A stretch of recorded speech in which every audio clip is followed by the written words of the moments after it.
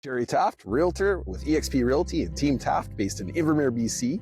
And let's talk about some real estate stats. So we're in early May right now and kind of looking back at the activity for April and sort of year to date so far in 2026.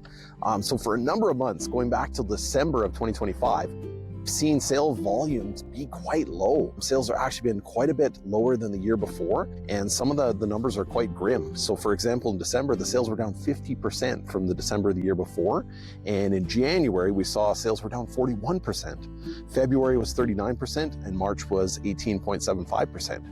So the good news for April of this year, we had 52 sales compared with 50 last year. So we're actually up 4%. So it is showing some stability in the market, and overall the mood is kind of positive. The weather's getting better, there's a little more selection out there. I think it's pretty clear that prices are not crashing, that we have a pretty stable, balanced market where in some cases, buyers are seeing some value, and in some cases sellers are holding on long enough to get the price that they want. So it's not really clear that any side is necessarily winning, but what we are seeing is, or what I'm curious about is year to date, our sales are still down quite a bit. We're at 135 sales year to date compared to 165 this time last year. So although I think we may see similar volume through May and June and July as last year, I don't think we'll necessarily pick up those missing sort of 30 sales. I think we may stay trailing behind last year for a while. And it'll be really interesting to see what happens in the fall. So a couple of observations I've been noticing in the market is because it is such a balanced market, some cases buyers feel like they are overpaying or they're really angry about the negotiations. Sellers feel like they're giving up too much. So there can be situations where both sides feel like they got ripped off, but in reality, it was actually probably a pretty fair deal. So what I strive to do in my negotiations, whenever possible, is to have win-win solutions.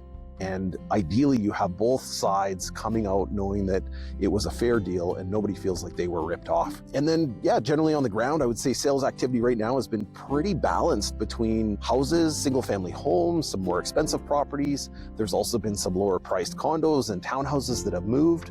There's been sales throughout the valley. So there isn't really a clear trend or a clear category that is hotter than anything else. It sort of seems like a mix of everything and generally quite balanced. So going forward, one of the opportunities, one of the things that are maybe undervalued right now is building lots. There are some really good building lots that are under $100,000. And with the cost of infrastructure and servicing, you couldn't build these lots today for those costs. Now, they often have building schemes and you can't go and park an RV on them, but there's still a lot of potential with that land. And I would say 3-5 years into the future, land prices here are going to be significantly higher. So if you're looking for an investment and you have some patience and some cash, land could be a really smart move. Happy to talk about the market anytime, and reach out to me. And we also got team member Robin here. And so Team Taft is happy to help you. Thank you very much.